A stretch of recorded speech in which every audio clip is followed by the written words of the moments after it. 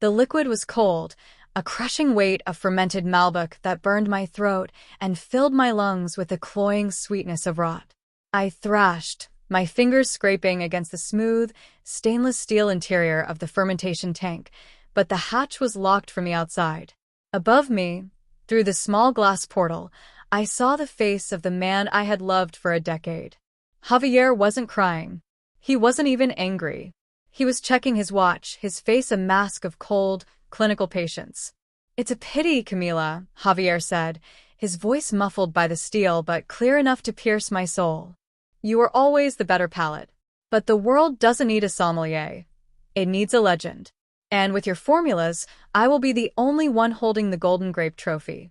A suicide note is already on your desk. Depression is a terrible thing, my love." The air in my lungs turned to lead. My vision blurred into a deep, bruised purple, the color of the wine that was stealing my life.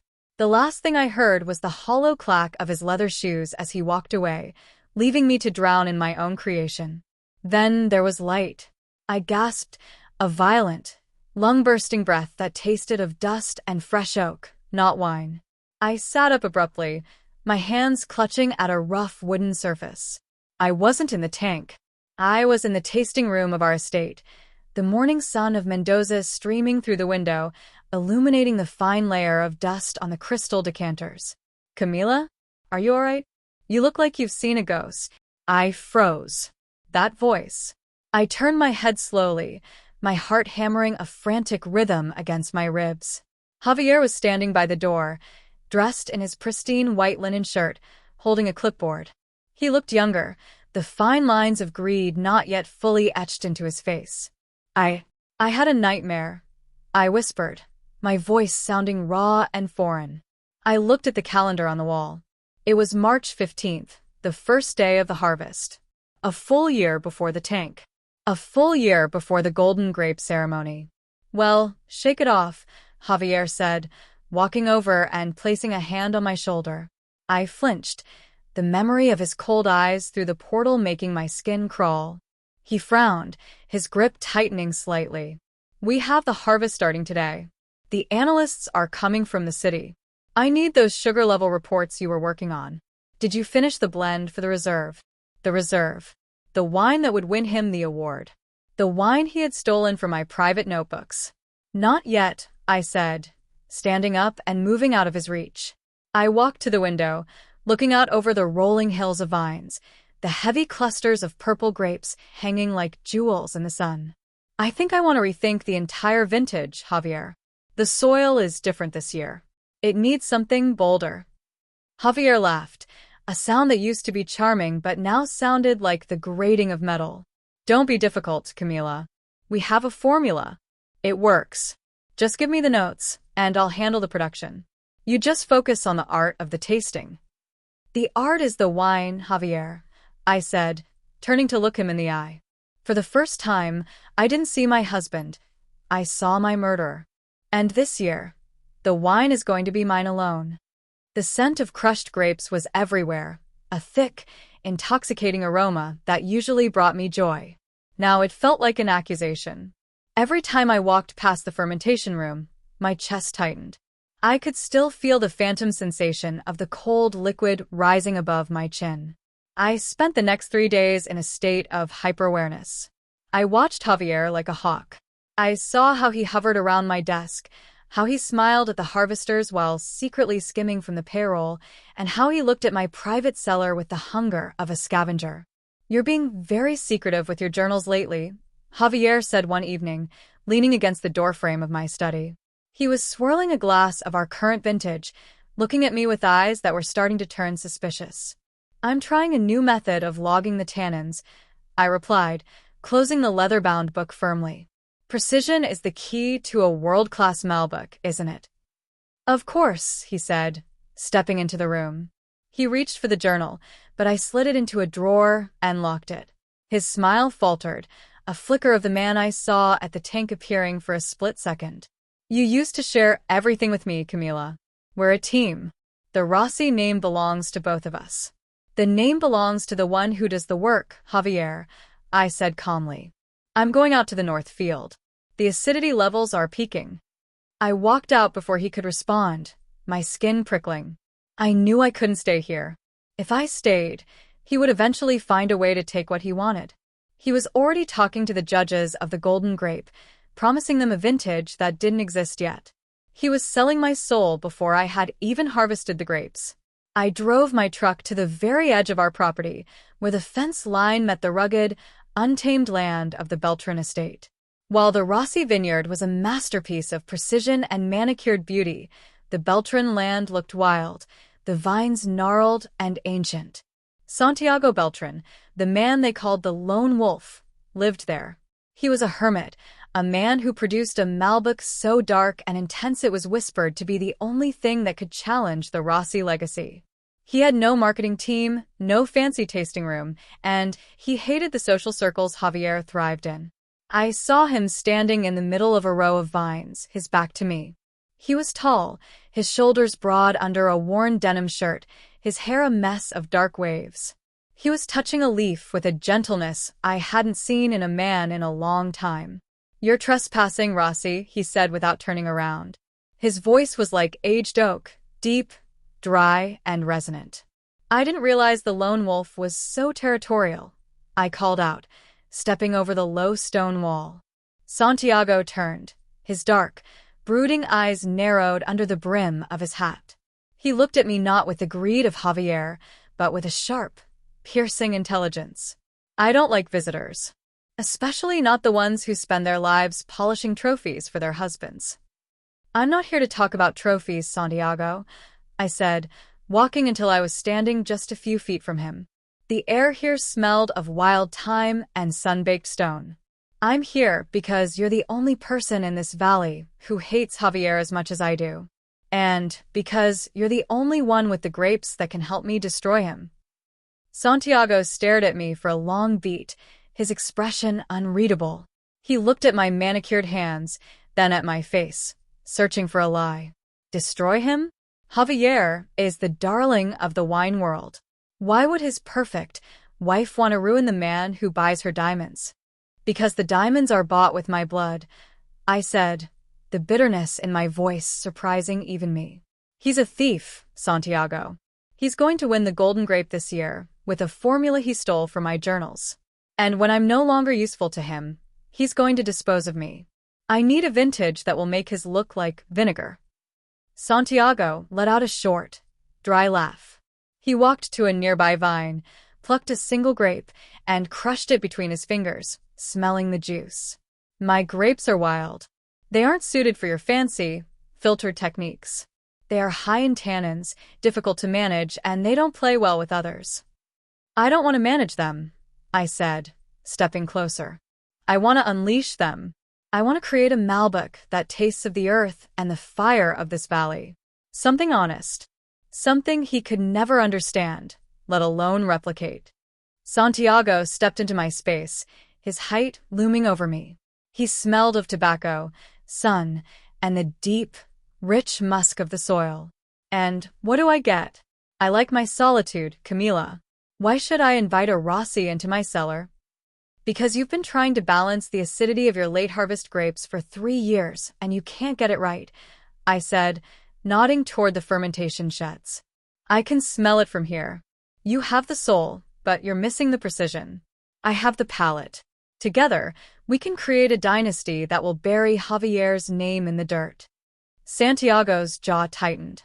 He looked toward the Rossi estate on the hill, then back at me. "If you're lying to me, I'll throw you off this mountain myself." "If I were lying, I'd be at home drinking mimosas," I replied. "Fine," he growled, gesturing toward the sheds. "The harvest started this morning. If you want to work, get your hands dirty. We start with the crush." I spent the next 12 hours in a world of raw labor. Unlike Javier's automated, sanitized facility, Santiago did almost everything by hand. We worked in a silence that wasn't uncomfortable, but rather a focused, shared intensity. As the sun began to set, staining the sky the color of a young Merlot, we stood over a vat of crushed grapes. "Taste it," Santiago said, handing me a small wooden cup. I took a sip. The juice was electric, vibrant, raw, and full of potential. It had a finish of dark chocolate and smoke that lingered on the tongue. "It's incredible," I whispered. "But it needs a touch of Petit Verdot for structure. Just 5%. "We don't have Petit Verdot," Santiago said.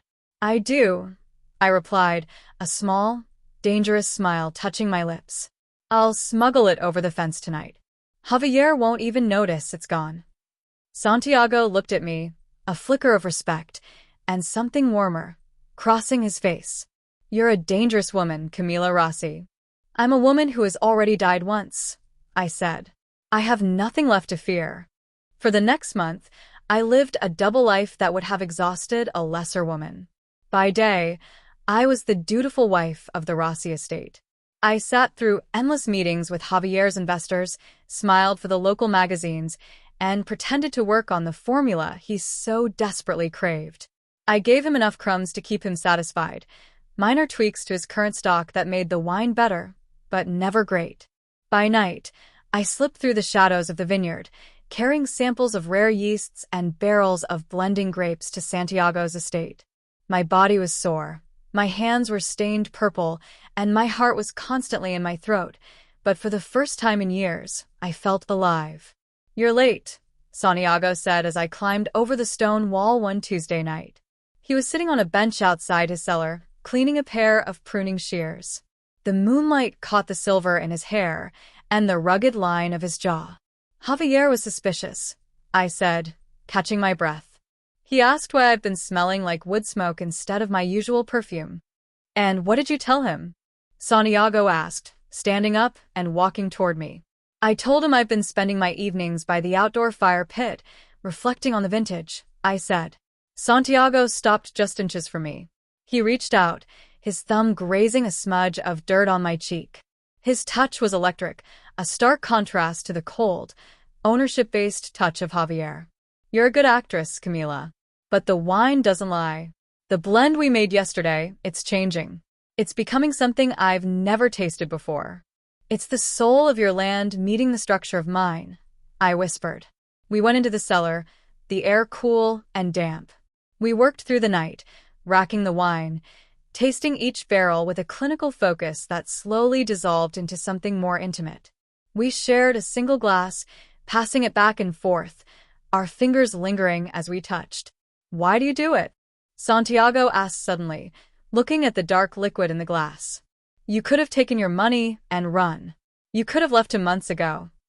"Leaving isn't enough," I said, looking him in the eye. "He didn't just steal my wine, Santiago. He stole my identity. He made the world believe I was just a shadow. I need the world to see him fall. I need to see the look on his face when he realizes that without me, he is nothing but a man with a fancy label." Santiago nodded, his expression grim. "He's a scavenger. I've seen men like him my whole life. They build their houses on the bones of others." He stepped closer, his voice dropping to a low rumble. "But you aren't a bone, Camila. You're the vine." He kissed me then, a kiss that tasted of dark fruit, oak, and a deep, simmering passion. It wasn't the polite, calculated kiss of a husband. It was the kiss of a man who recognized a kindred spirit in the dark. In his arms, the memory of the fermentation tank finally started to fade, replaced by a heat that promised a new beginning.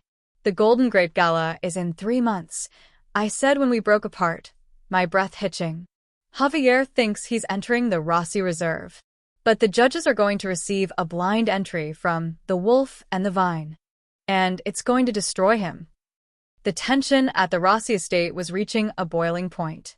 Javier was becoming increasingly erratic as the deadline for the Golden Grape submissions approached. He had spent a fortune on a new bottling line and a PR firm from Buenos Aires, but he felt, that something was missing from the wine. "It's flat, Camila," Javier yelled, throwing a crystal glass against the wall of the cellar. The red wine stained the white stone like a bloodbath. "It's good, yes. It's technically perfect, but it has no heart. No mystery. What did you do to the formula?" "I didn't do anything, Javier," I said calmly, stepping over the broken glass. "Maybe the grapes just don't want to give their best to someone who only sees them as a profit margin." He turned on me, his eyes wild with a cocktail of greed and paranoia. He grabbed my arm, his fingers digging into my skin. Don't play your sommelier games with me.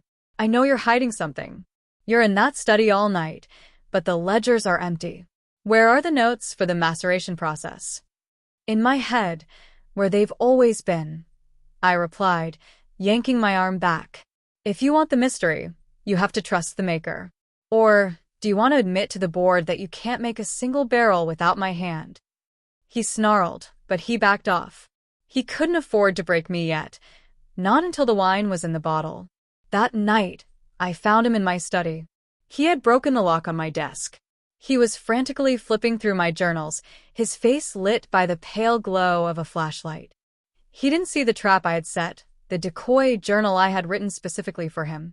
It contained a formula for a vintage that looked brilliant on paper but used a chemical additive that would cause the wine to turn to vinegar within 3 weeks of bottling. Looking for this? I asked, leaning against the doorframe. Javier jumped, dropping the journal. He scrambled to pick it up, his face flushed with shame that quickly turned to triumph. I was just checking the inventory. This looks like what I needed. It's my masterwork, I said, my voice dripping with a fake sincerity that made my stomach churn. If you follow those instructions exactly, the Rossi Reserve will be legendary. I knew you'd come around, Javier said, his eyes already scanning the pages of the trap. We'll be the kings of Mendoza, Camila. Just you wait. I watched him leave, his footsteps hurried as he rushed to the production line. I felt a cold, sharp satisfaction. He was so blinded by his own greed that he couldn't see the cliff he was walking toward. I drove to Santiago's that night, the weight of the deception feeling lighter now that the end was in sight. We spent the night bottling our wine, the Wolf and the Vine Malbec. We didn't use fancy labels or gold-embossed corks. We used simple black glass and wax seals. He took the bait, I told Santiago as we sat on the floor of the cellar, leaning against a stack of crates. He's a fool, Santiago said, pulling me into the crook of his arm. He thinks he can steal a soul by reading a book. The gala is in 2 weeks, I said. He's already invited the press to the Rossi estate for a pre-victory tasting. He wants to show off the wine before the judges even taste it. Then that's where we'll let him taste his own medicine, Santiago said, his eyes glinting with a dark humor. The Rossi estate had been transformed into a gilded theater of vanity. Fairy lights draped like diamond necklaces from the ancient olive trees, and the air was thick with the scent of expensive perfume and the crisp, cold bubbles of imported champagne. Hundreds of guests, the elite of the wine world, influential critics, and deep-pocketed investors, wandered the manicured lawns, their laughter ringing out like hollow glass. Javier was in his absolute element, a peacock in a 3-piece tuxedo that cost more than most of our harvesters made in a year. He looked like a man who had already conquered the world, oblivious to the fact that the ground was already crumbling beneath his feet. And now, my friends, Javier announced, standing on the stone steps of the terrace, tapping a silver spoon against a crystal flute to command the crowd's attention. I would like to invite you to participate in a moment of history. Before the official Golden Grape judging begins, I want to offer you a sneak preview of the wine that will redefine the Malbec category forever. I give you the Rossi Reserve. A ripple of excitement went through the crowd. Servers in crisp white jackets moved with practiced grace, pouring the dark, deep red liquid into delicate crystal flutes. I stood by the stone fountain, my fingers tracing the cold marble. Santiago stood at my side, a stark, rugged contrast to the polished puppets around us. He was dressed in a simple black suit, his shoulders broad and his gaze steady, looking like a wolf that had wandered into a garden of porcelain sheep. "Taste it, Camila," Javier said, strutting over to me with a smug, triumphant grin. He handed me a glass, his eyes searching mine for the admiration I had stopped giving him years ago. "Tell the world what you think of your husband's masterpiece. Tell them about the mystery we captured." I took a slow, deliberate sip. I didn't even have to look for the flaws. The chemical additive I had suggested in the decoy journal, a specific potassium compound, had already begun its inevitable reaction with the high tannins. On the first contact with the tongue, it was cloying, almost syrupy. Then, the mid-palate collapsed into a sharp, metallic iron taste, finishing with an acidic, vinegar-like bite that scorched the back of the throat. It was the taste of a lie. "It's certainly a revelation, Javier," I said, my voice projecting just enough for the surrounding critics to hear. A few feet away, Arthur Sterling, the most feared wine critic from London, took a long sip and frowned. He swirled the wine again, his nose dipping into the glass with a look of profound confusion. "There's a strange, industrial aftertaste, Don Javier," he said, his voice cutting through the chatter. "It has a metallic finish that is quite distracting. Is this the final blend?" Javier's smile faltered for a fraction of a second, his grip on his own glass tightening. "It's a bold vintage, Arthur. It needs to breathe. The complexity is challenging." "If I may," Santiago interrupted, his voice a deep, resonant rumble that seemed to quiet the fountain itself. He stepped forward, holding up a black bottle with a simple, hand-pressed wax seal.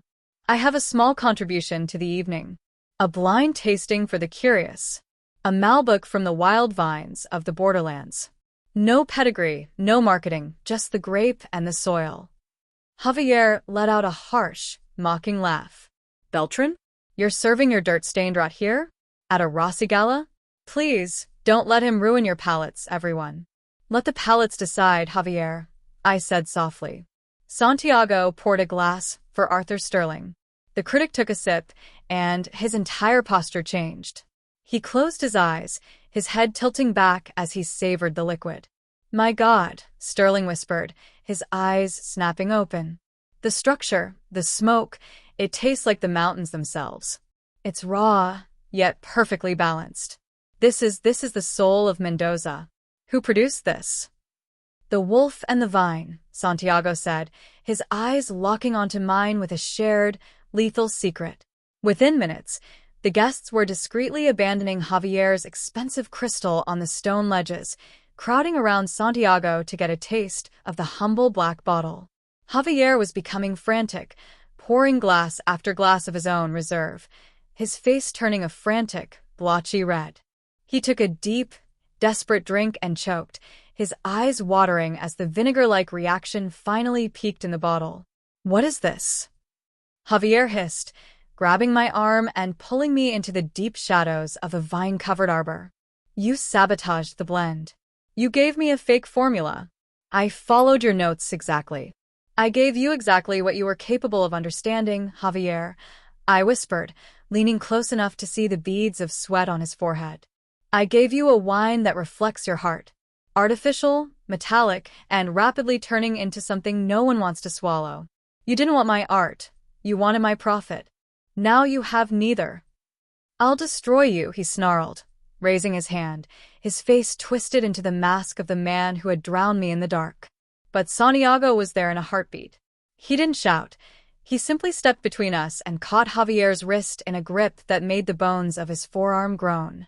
"The party is over, Javier," Santiago said, his voice a low, terrifying promise. "And so is your name." The night air was thick with the scent of impending rain and the heavy, sweet musk of overripe grapes. I stood in the center of Santiago's cellar, the only light coming from a single, low-hanging bulb that cast long, swaying shadows against the rows of oak barrels. The iron door groaned, a harsh, metallic cry that echoed through the stone chamber. I didn't turn around. I didn't need to. I knew the frantic, uneven rhythm of those footsteps anywhere. Javier stumbled into the light, his tuxedo jacket gone, and his white shirt stained with the very wine that had disgraced him hours earlier.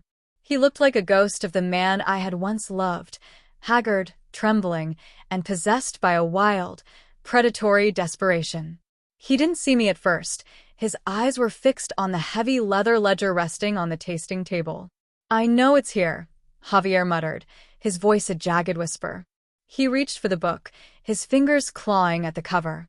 "The yeast strains, the maceration timings, the secret to the wolf and the vine. I just need to find it. I can fix the batch. I can tell the board the gala bottles were tampered with. I just need the formula." "You're looking for a soul in a book, Javier," I said, my voice cutting through the silence like a blade. But you've never understood that wine isn't just a recipe. It's the truth of the person who makes it.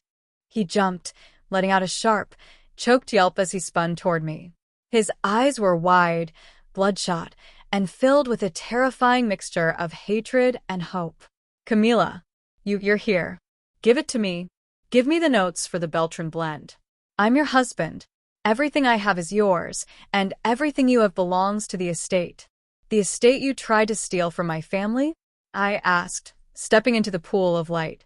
I held up a small, folded piece of paper, the one I had retrieved from his private safe earlier that evening. The forged mineral rights documents? Or perhaps you were referring to the suicide note you've already drafted in your study. Javier froze, his face draining of color until he looked like a marble statue in the gloom. What? What are you talking about?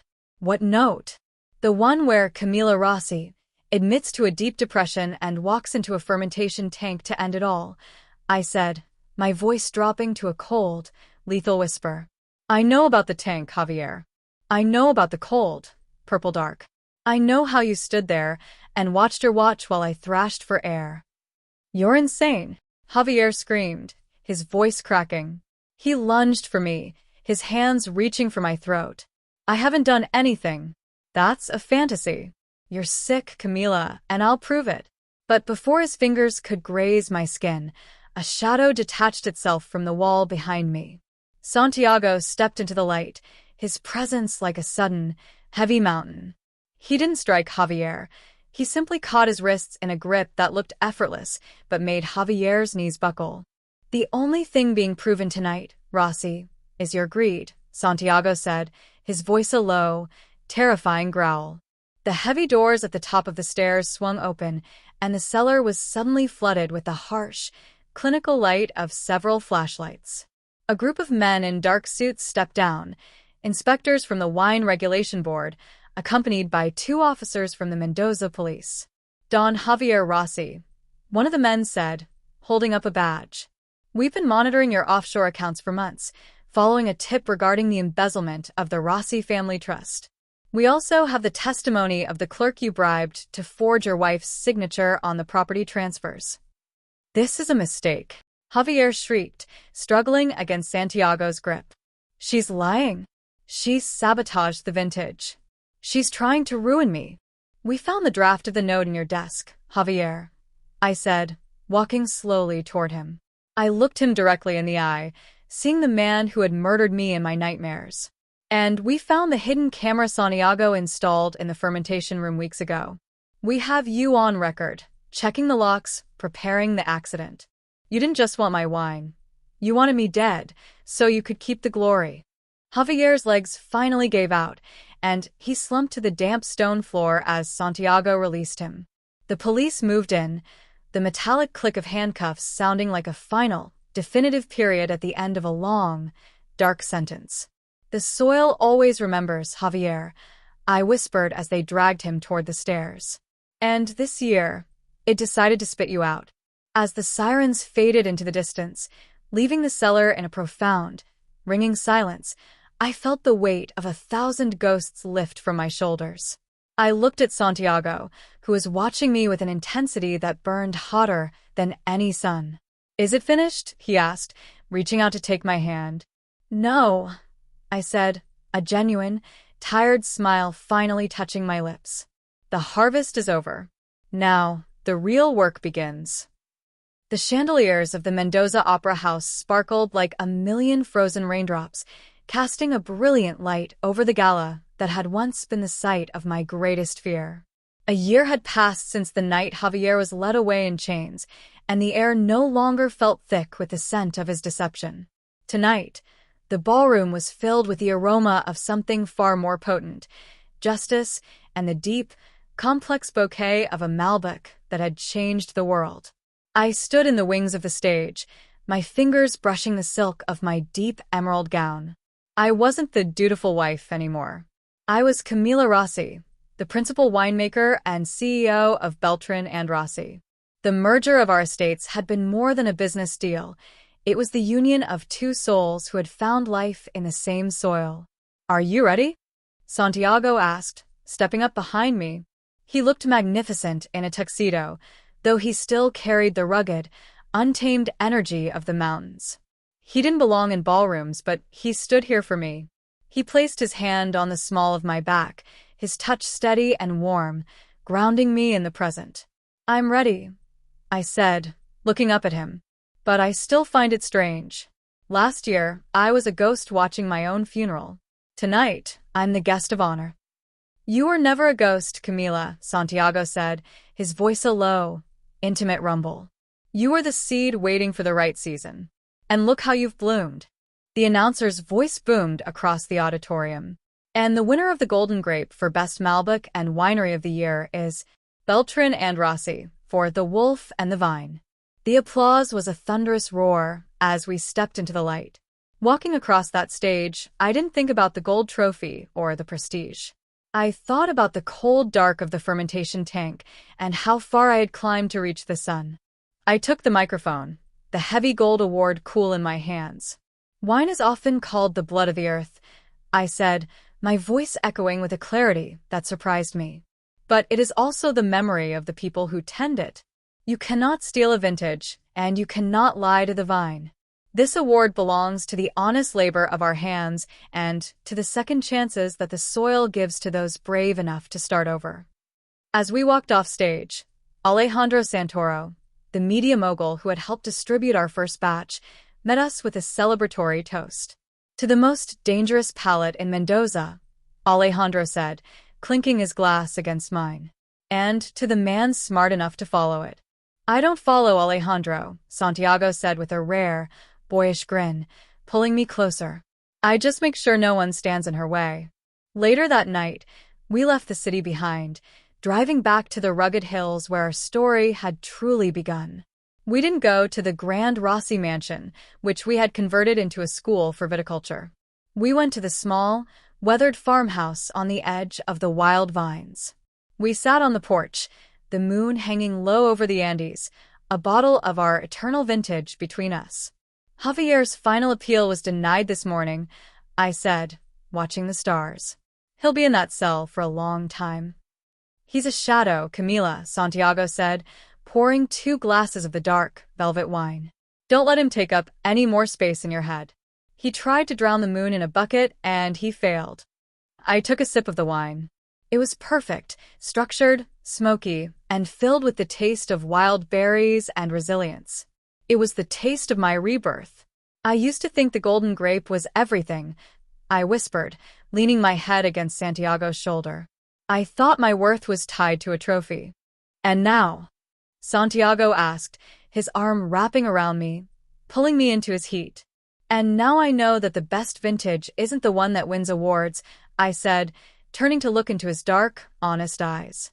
"It's the one you share with the person who knows your truth and loves you because of it." "To us then," Santiago said, his voice thick with emotion. "To the wolf, the vine, and the woman who taught them both how to dance." "To us," I replied. As he leaned down to kiss me, the taste of Malbec and moonlight on our lips, I knew that the cycle was finally, truly complete. The harvest was over, the wine was aged, and for the first time in 2 lifetimes, I was home.